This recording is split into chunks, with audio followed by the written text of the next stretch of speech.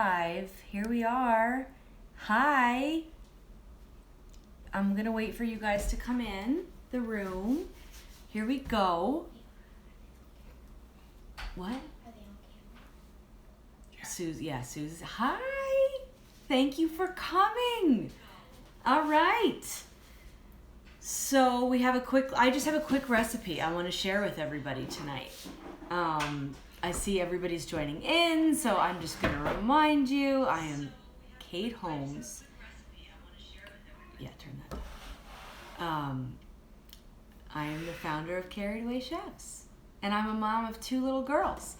And what I want to talk to you about this evening is a really cool dessert recipe, because as a mom of 2 kids, I'm always looking for desserts that are bite-sized and not gigantic.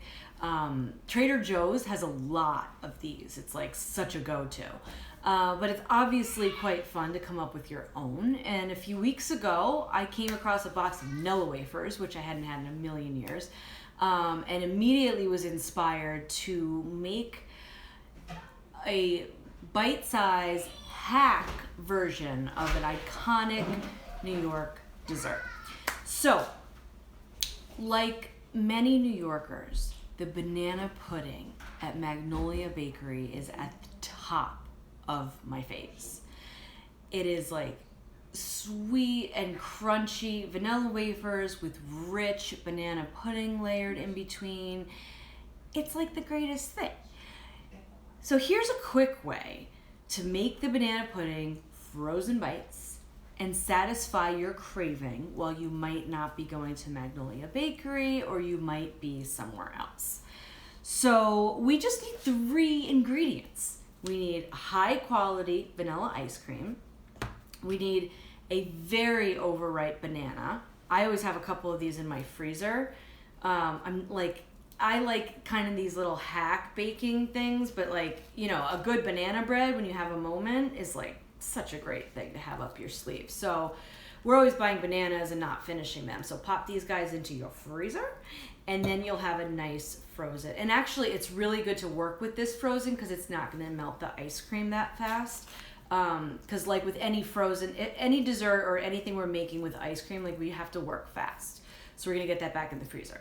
And my 3rd ingredient is my vanilla wafers. So here are the vanilla wafers. And Nilla wafer, I think it's Nabisco or something. They make the regular ones, but like this is a different brand. You can find them all over the place, and they're so good. So we're just gonna, equipment-wise, before you start, because we want to work fast, fork to mash our banana, and a spatula. I have this cute little pig spatula, which is like mini for kids, and it works really nice for this. And then we want to have like a freezer-safe container, because we're gonna work quick and get these away. So we're gonna start by mashing up the banana, and just like no big deal, totally easy. So I don't know how many has been to Magnolia Bakery, but I think they're super famous because of Sex and the City. And now they're just like known for the best cupcake on earth. But the banana pudding, I think, has probably gotten even more love over the years. It's so good. You can order small ones, large ones. And at the Carried Away Chef's Test Kitchen, we're actually right downstairs from Magnolia's production kitchen. So they're our friends. We totally love them. Very psyched to like get back to real life, normal working. With them, we've definitely ordered their cupcakes before for clients, and I'm really just excited to be able to have a little hack dessert to kind of get the craving and make, because when you get it, when you actually buy it, you're just gonna eat it all in one sitting, and it's like so good, but you get a little full, a little food coma. So having these little bites, we're not gonna have that happen. So when it comes to the recipe, right here, I have about a half a cup from that banana. We're just gonna go 1 to 1. Easy ratio. So I took this ice cream out like maybe 10 minutes ago just to let it soften. We don't want it to get soupy or anything, but we just want to soften enough that we can scoop it and then we can mash it all up. So I'm going about 1-to-1, same amount of banana as my vanilla ice cream. And then we're just gonna combine that too. And they're almost a bit like the half frozen banana and the like pretty frozen ice cream is about the same consistency, which makes it really easy to mix up, right? Try not to eat all of it. You're gonna want to because it's so good. And now for the last step, and this is like so easy, but we're gonna take, so look, it's combined. Doesn't have to be perfect, but pretty combined.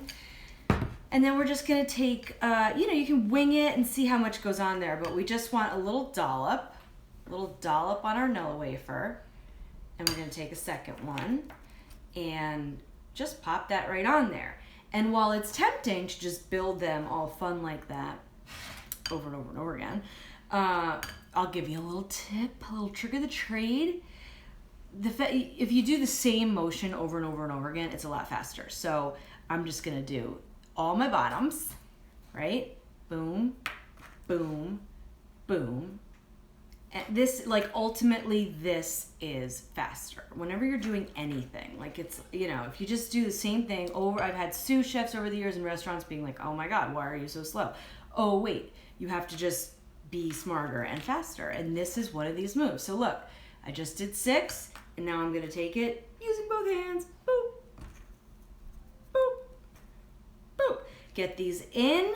We'll put them in the freezer, and then I'll try to get my kids to eat some real dinner because we have an amazing dessert to eat tonight. So try it. I hope you have the stuff. You can make it. Enjoy. I'm Kate Holmes the chef. Thank you for tuning into Carried Away Chefs. Have a great night.